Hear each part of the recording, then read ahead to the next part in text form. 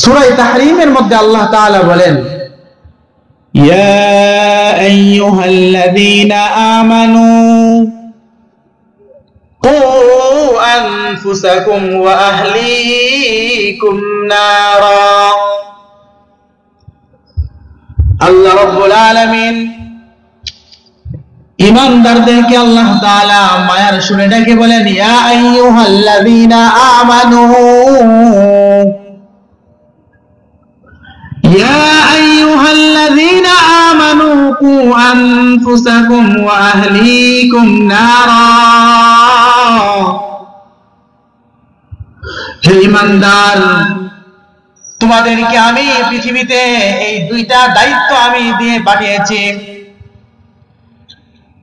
মোহতারাম হাজিরিন, আল্লাহ রাব্বুল আলামিন ঈমানদারদেরকে যে দুইটা দায়িত্ব দিয়েছেন, এক নাম্বার দায়িত্ব হলো ইয়া আইয়ুহাল্লাযীনা আমানু কু আনফুসাকুম, ঈমানদার নিজেকে বাঁচাও।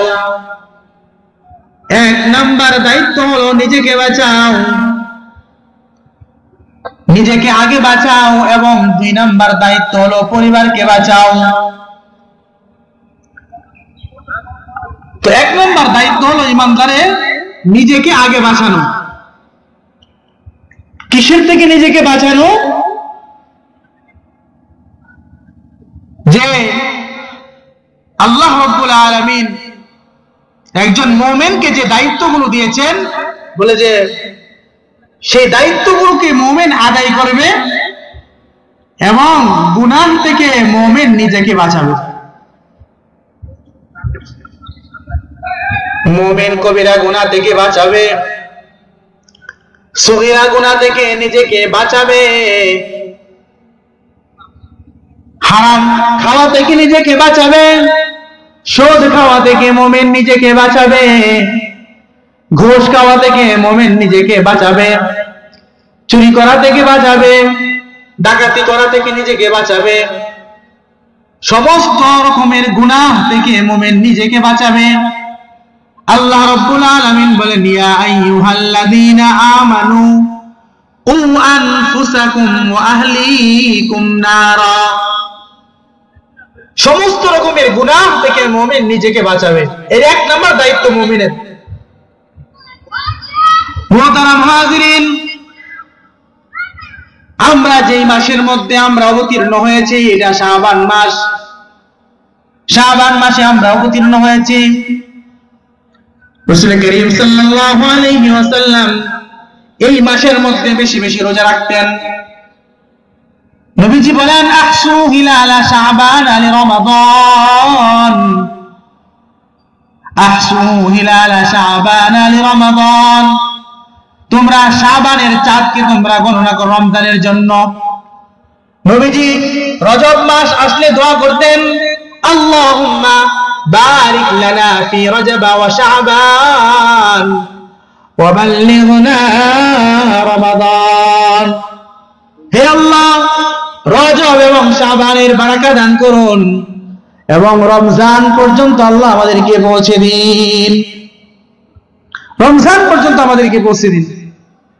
মুহতারাম হাজিরিন, তো যেই কথাটা আমি বলতেছিলাম যে আল্লাহ তাআলা নিজেদেরকে আগে বাঁচানোর জন্য বলেছেন, এই গুনাহ থেকে বাঁচানোর একটা সময় হলো এই মাসগুলো, বরকতময় মাস রজব মাস, শাবান মাস। সামনে আমাদের জন্য আসতেছে মাহে রমজান। তো মাহে রমজানের জন্য আমাদেরকে এখন থেকে প্রস্তুতি নিতে হবে।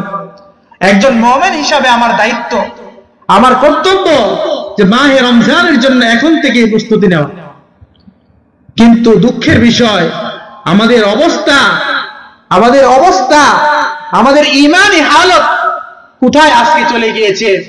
আমরা আজকে গুনাহ করতে ভয় করি না, গুনাহ করতে আমরা ভয় পাই না, বেদারসে গুনাহ করতেছি, নামাজ পড়তেছি না, যাকাত দিচ্ছি না, হারাম খাইতেছি, হালাল হারামের মধ্যে আমি কোনো পার্থক্য করতেছি না। বলে যে এটা একটা মুমিনের জন্য একটা অধঃপতন, এটা মুমিনের একটা অধঃপতনের কারণ। আল্লাহ তাআলা বলেছেন, ইয়া আইয়ুহাল্লাযীনা আমানু কু আনফুসাকুম, হে ঈমানদার, হে মুমিন, তোমাকে আমি ঈমান দিয়েছি যে মহান ঈমান নামক দৌলত আমি তোমাকে দিয়েছি, আজকে আল্লাহ তাআলা যদি আপনাকে আমাকে ঈমানদার না বানাইতেন, যদি কোনো বেঈমানের করে আল্লাহ তাআলা আমাদেরকে পাঠাইতেন, তাহলে আমরা মুমিন হিসাবে, ঈমানদার হিসাবে নিজেদেরকে আমরা পরিচয় দিতে পারতাম না। মুহতারাম হাজিরিন, আল্লাহ রাব্বুল আলামিন দুইটা দায়িত্ব আল্লাহ তাআলা দিয়েছেন। ইয়া আইয়ুহাল্লাযীনা আমানু কু আনফুসাকুম, নিজেদেরকে গুনাহের কাছ থেকে বাঁচাইতে হবে। গুনাহ থেকে বাঁচিয়ে আল্লাহ তাআলা যেই বিধানগুলো দিয়েছেন সেই বিধান অনুযায়ী নিজের জীবনকে আমাদেরকে সাজাইতে হবে। 2 নাম্বার দায়িত্ব হলো আহলিকুম নারা, তোমরা তোমাদের পরিবার পরিজনকে বাঁচাও, সন্তানগুলোকে বাঁচাও, স্ত্রীকে বাঁচাও, নিজের ছোট ভাইকে বাঁচাও। আল্লাহ তাআলা বলে দিয়েছেন কিসের থেকে বাঁচাতে হবে? ওয়া আহলিকুম নারা, ওই আগুন থেকে বাঁচাইতে হবে। ওয়া আহলিকুম নারা ওয়াকুদুহান নাস, যে আগুনের ইন্ধন হবে মানুষ, যে আগুনটাকে আল্লাহ তাআলা মানুষের জন্য আল্লাহ তাআলা প্রস্তুত রেখেছেন, যে আগুনটার লাকড়ি হবে মানুষ, যে আগুনের লাকড়ি হবে পাথর। আল্লাহ তাআলা মানুষ এবং পাথর দিয়ে ওই জাহান্নামটাকে আল্লাহ তাআলা ভরবেন। মুহতারাম হাজিরিন, এই জন্য আল্লাহ তাআলা মুমিনদেরকে যে ঈমান নামক দৌলত দিয়েছেন, রহমত, আল্লাহ তাআলা আমাদেরকে জাহান্নামে দেওয়ার জন্য আল্লাহ তাআলা মানুষ বানান নাই। এই জন্য দয়া করে, মায়া করে, দয়ার সুরে, মায়ার সুরে আল্লাহ তাআলা আপনাকে আমাকে ডাক দিয়ে বলতেছে, ও ঈমানদার, ও মুসলমান, যাদেরকে ঈমান দেওয়া হয়েছে, যারা ঈমান নামক দৌলত পেয়েছো, তোমরা মহাভাগ্যবান, মহান দৌলত তোমরা পেয়েছো। ইয়া আইয়ুহাল্লাযীনা আমানু কু আনফুসাকুম ওয়া আহলিকুম নারা ওয়াকুদুহান নাস ওয়াল হিজারা, ওই আগুন থেকে বাঁচাও যেই আগুনের ইন্ধন হবে মানুষ এবং পাথর। মুহতারাম হাজিরিন, এবার আসুন, 1 নাম্বার দায়িত্ব হলো নিজেকে ওই জাহান্নাম থেকে বাঁচাতে হবে, নিজের পরিবার পরিজনকে জাহান্নাম থেকে বাঁচাতে হবে, নিজের সন্তানটাকে জাহান্নাম থেকে বাঁচাইতে হবে। আমরা নিজেদের পরিবারের জন্য আমরা হাড় ভাঙা পরিশ্রম করে টাকা পয়সা উপার্জন করে তাদের জীবিকার ব্যবস্থা করি, কিন্তু তাদেরকে ওই জাহান্নাম থেকে বাঁচানোর ফিকির আমাদের নাই। জাহান্নাম থেকে বাঁচানোর ফিকির নাই। নিজের স্ত্রী নামাজ পড়ে না, স্ত্রীটা পর্দা করে না, আমি স্বামী হিসাবে আমি আমার স্ত্রীকে, আমার যে তাকে জাহান্নাম থেকে বাঁচানোর জন্য যে আমার একটা দায়িত্ব আল্লাহ তাআলা দিয়েছেন, বলে যে ওই দায়িত্ব তো আমি আদায় করতেছি না। কাল কিয়ামতের ময়দানে, সেই ময়দানে মাহশারে আল্লাহ রাব্বুল আলামিনের কাছে আমাকে অবশ্যই জবাবদিহিতা করতে হবে। মুহতারাম হাজিরিন, ওই স্ত্রীকে বাঁচাইতে হবে জাহান্নামের আগুন থেকে, ওই স্ত্রীকে বাঁচাইতে হবে, নিজের সন্তানগুলোকে বাঁচাইতে হবে, নিজের সন্তানদেরকে কোরআনের শিক্ষায় শিক্ষিত করতে হবে। শুধু জীবিকা আমি নির্বাহ করলাম তাদের জন্য, কিন্তু তাদের দ্বীনি বিষয়গুলো, তাদেরকে জাহান্নাম থেকে বাঁচানোর জন্য কোনো ফিকির আমি করলাম না। যে এই জন্য কাল কিয়ামতের ময়দানে আমাকে বিচারের কাঠগড়ায় দাঁড়াতে হবে। আজকে আমরা সন্তানগুলোকে কোরআনের শিক্ষায় শিক্ষিত করি না, মাদ্রাসায় দিতে চাই না। মুহতারাম হাজিরিন, আমরা তো মুসলমান জাতি, আমরা বীরের জাতি। একটা সময় ছিল মুসলমানের ঘুম যখন ভাঙত, মুসলমানের সূর্য উদিত হতো কোরআন তেলাওয়াতের মাধ্যমে, আবার মুসলমানের সূর্য অস্ত যেত কোরআন তেলাওয়াতের মাধ্যমে। কিন্তু দুঃখের বিষয় হলো সত্য, আজকে আমরা এই কোরআনকে ছেড়ে দিয়েছি। আল্লাহ রাব্বুল আলামিন বলেন, وقال الذين كفروا لا تسمعوا لهذا القرآن وقال الذين كفروا لا تسمعوا لهذا القرآن والغوا فيه لعلكم تغلبون فلنذيقن الذين كفروا عذابا شديدا কাফিররা বলে লা তাসমাউ লিহাযাল কুরআন, এই কোরআনকে শ্রবণ করা যাবে না, এই কোরআনের কাছেও যাওয়া যাবে না। কাফিররা এরকম ভাবে তারা আহ্বান করে। আজকে আমরা মুসলমান নিজেদের সন্তানদেরকে আমরা কোরআনের শিক্ষায় শিক্ষিত করি না। কাল কিয়ামতের ময়দানে ওই সন্তানটা আপনার বিরুদ্ধে আল্লাহ তাআলার কাছে নালিশ করে দাঁড়াবে। তারা বলবে ওয়াকালাল্লাযীনা কাফারু রব্বানা আরিনাল্লাযীনা আযাল্লানা মিনাল জিন্নি ওয়াল ইনসি নাজআলহুমা তাহতা আকদামিনা লিয়াকুনা মিনাল আসফালিন। তারা আল্লাহ তাআলার কাছে বলবে রব্বানা আরিনাল্লাযীনা আযাল্লানা মিনাল জিন্নি ওয়াল ইনস, হে আমাদের রব ও আমাদের মালিক, এই দুনিয়াতে যে সমস্ত মানুষ যে ইনসান আমাদেরকে বিভ্রান্ত করেছে, আমাদেরকে গোমরাহ করেছে, নাজালহুমা তাহতা আকদামিনা, আমাদেরকে জাহান্নামে নিক্ষেপ করার আগে তাদেরকে আপনি নিয়ে আসুন, তাদের বুকের মধ্যে পাড়া দিয়ে আমরা জাহান্নামে যাব। অতএব নিজেদের সন্তানদেরকে যদি আমরা কোরআনের শিক্ষা শিক্ষিত না করি, যদি আমরা এই কোরআনের শিক্ষা যদি তাদেরকে আমরা শিক্ষিত না করি, আমরা তাদেরকে কোরআন শিখাইতে না পারি, তাহলে ওই সন্তানটা আপনার বিরুদ্ধে নালিশ করবে। কাল কিয়ামতের ময়দানে ওই বাবা, যেই বাবা তার সন্তানকে কোরআনের শিক্ষায় শিক্ষিত করে না, কোরআন হাদিস শিক্ষা দেয় না, রাসূলের সুন্নাহ শিক্ষা দেয় না, কাল কিয়ামতের ময়দানে ওই সন্তানটা ওই বাবার বিরুদ্ধে নালিশ করবে। আল্লাহ তাআলা ওই বাবাকে উপস্থিত করবেন, ওই বাবার বুকের মধ্যে পাড়া দিয়া ওই সন্তান জাহান্নামের মধ্যে সে প্রবেশ করবে। নাউযুবিল্লাহ। মুহতারাম হাজিরিন, আমরা যারা আলোচনাগুলো শুনতেছি, আমাদের দায়িত্ব কর্তব্য হলো একজন বাবা হিসাবে যে আমার কর্তব্য হলো নিজের সন্তানকে কোরআনের শিক্ষায় শিক্ষিত করে নিজের সন্তানকে জাহান্নাম থেকে বাঁচানো। মুহতারাম হাজিরিন, আল্লাহ তাআলা বলেছেন নিজের পরিবারকে বাঁচাও, স্ত্রীকে বাঁচাও, স্ত্রীদেরকে বাঁচানোর জন্য বলেছি। মহিলারা পর্দা বুঝে না, মাহফিল শুনতে আসে ঠিকই, কিন্তু পর্দা কি জিনিস এটা বুঝতে চায় না।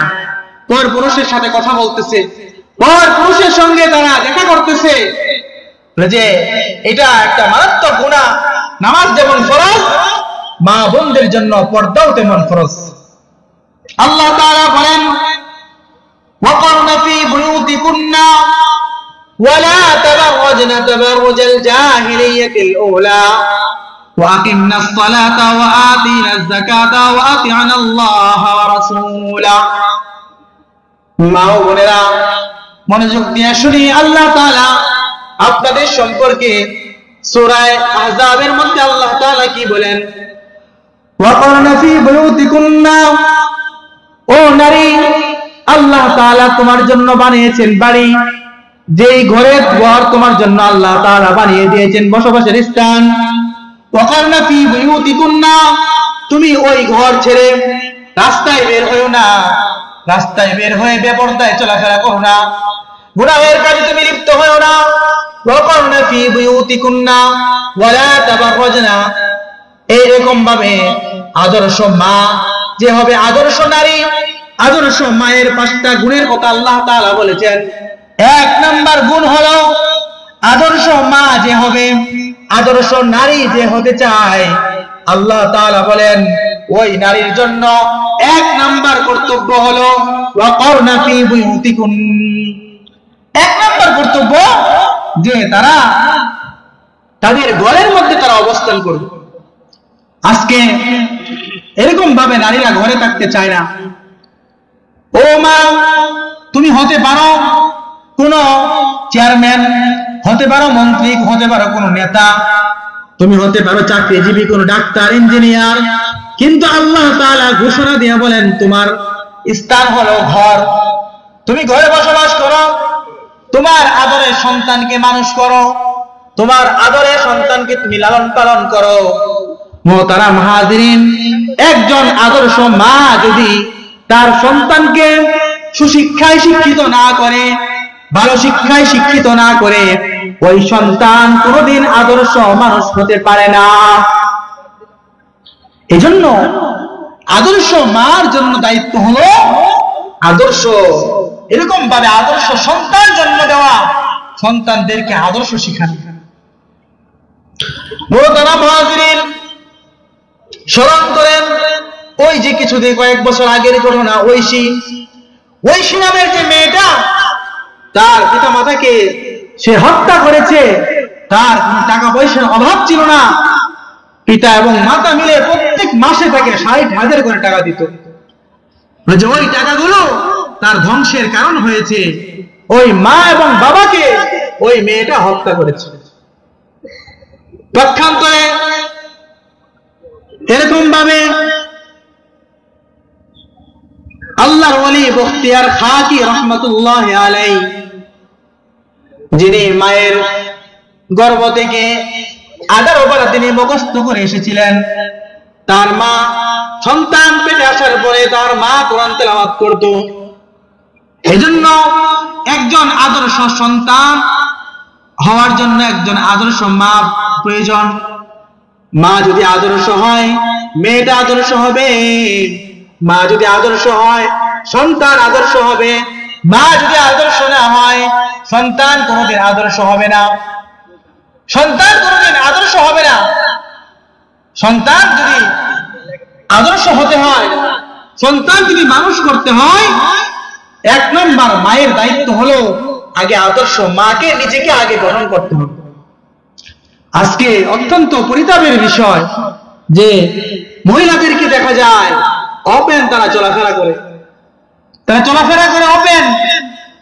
আল্লাহ তাআলা বলে দিয়েছেন ওয়াকারনা ফি বুয়ুতিকুন্না ওয়া লা তাবাররাজনা তাবাররুজাল জাহিলিয়াতিল উলা।